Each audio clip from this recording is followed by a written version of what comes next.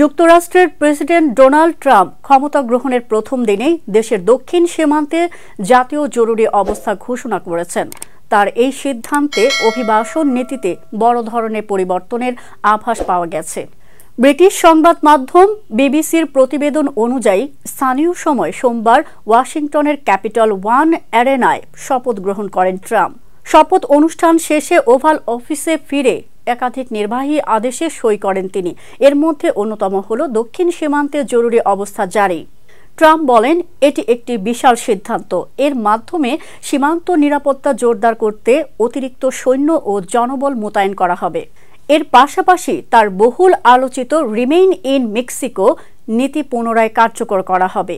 এই নীতির আওতায় আশ্রয় প্রার্থীদের যুক্তরাষ্ট্রে প্রবেশ না করে মেক্সিকোতেই অপেক্ষা করার নিয়ম পুনরায় চালু হবে। নতুন নির্বাহী আদেশে জন্মসূত্রে নাগরিকত্বের সংজ্ঞা সংশোধনের বিষয়েও নির্দেশ দেন ট্রাম্প। এ প্রসঙ্গে তিনি বলেন, আমাদের নাগরিকত্ব নীতির ক্ষেত্রে সংস্কার প্রয়োজন এবং এই সিদ্ধান্ত সেই লক্ষ্যেই নেওয়া হয়েছে।